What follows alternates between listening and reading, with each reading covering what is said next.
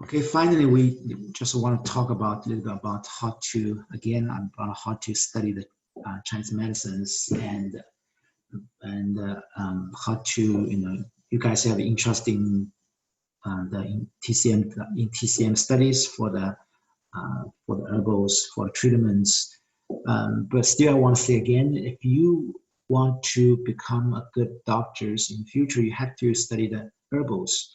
Only needles, they could just help. Needles are best working for the treatments for pain syndromes. Okay, if you want to become a doctors to help more people to treat more disease in the future, the herbology knowledge and formula knowledge and the diagnosis, it's it's important for you guys. And the herbology is the foundation of the TCM, Chinese medicines.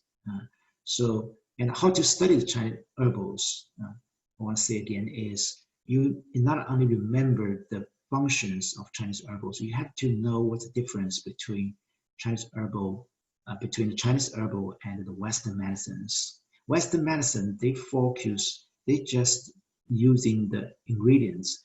They take the one ingredient from one single herb and make a concentrated pills. And then using that pills, they only using the function. Okay, for example, promote blood circulation, right?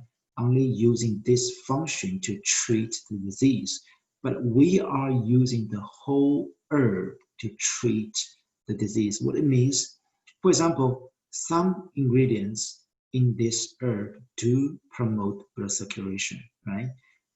But some other ingredients in this herb is perform a cold function, to cooling function, right? And some herbal in these ingredients is to perform a promote urination, reduce edema function. And some ingredients in this herbal, for example, perform a tonifying function with a sweet taste. So we are using a single herb and all this function using together.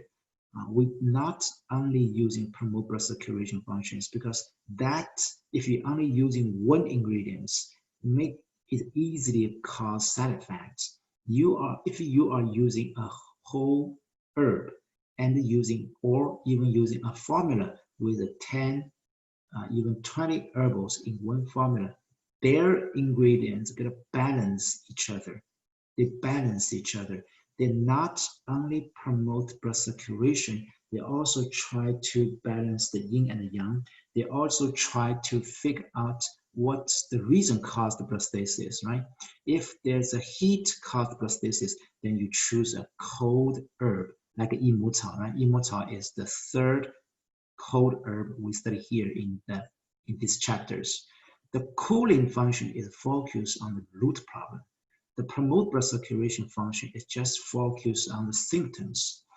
The TCM thinking method is we always try to figure out what's the root problem cause the symptoms. You can't just focus on symptoms. If you only focus on symptoms, and then the treatments will never resolve the problems, right? The root problem continually generate blood stasis every day, and you just remove the blood stasis from the bodies, and you never figure out where this blood stasis come from. Then patients have to take your herbal forever, and then patients just lost the patience. They don't trust you. Okay, treat root problem is more important than just focus on symptoms. Yimutao, what's the root problem? If the root problem is blood stasis, then yimutao is perfect. If the root problem is the water retention, then yimutao is also a perfect herb. But if this blood stasis is caused by the injury, then yimutao is definitely not a good herb. So that's why we say the TCM always think about a whole. They not only think about a whole when they diagnose the patients. For example, the patient has a headache, right? The headache could be caused by the liver, right? So that's connection. That's a connection. That's always when we make diagnosis, we connect together. But Western medicine doctor, they only focus on headache. They never think about the other systems problem. They don't have any diagnosis for other systems, other organs. But we always will try to figure out what the liver problem, what if the stomach fire caused the headache, what if the kidney energy deficiencies, kidney essence deficiency caused the headache. It's also called headache, right? So that's, we think when we diagnose this, we think a patient as a whole. And when we give the formula, give the herbals to the patients, we also think about the whole of the herbals. We are not only consider using one ingredients to treat the patients. We're using the whole herbals to treat the patients. We also using the cooling characters to treat the patients. We not only focus on the function promote stasis. So when you study the herbals, not try to remember the function, that's not enough. That's not how we use the herbals. We also using the 4 characters, right? The cold, warm, cool, hot. That is called 4 qi characters. We also use the 5 tastes: spicy, bitter, sweet, salty, sour tastes, right? This, for example, 益母草 is a cold, of course, tree. It's better to treat warm related, heat related syndromes. The spicy means they promotes dispersing, right? Promotes the circulation, right? The bitter means what?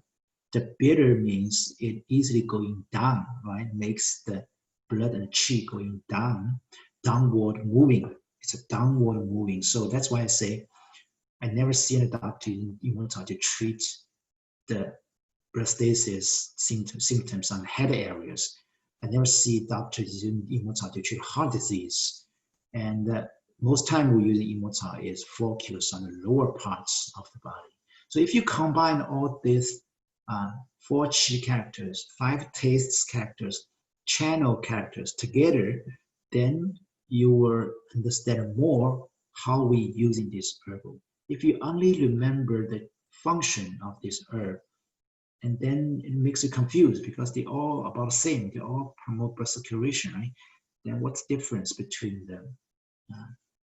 So that's what I want to say again. Okay, so just pay attention when you, during the future in the study, not only the herbology, okay, in the future when you study formula class, you also need to pay attention about that.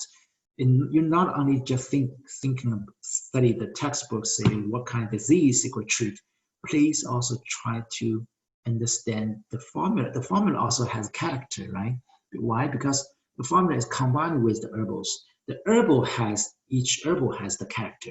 They have a dry character, moving characters, open channel characters, right? Tonifying characters. If they have those characters, when this herbal combined with the formula, then the formula will have the similar characters, right? Depends on how many herbals in there. Most herbals is dispersing functions, then this whole formula has dispersing characters too, right? So try to through this to understand the Chinese herbal and formulas. That could help you to understand how the Chinese medicine is to treat the patients, okay?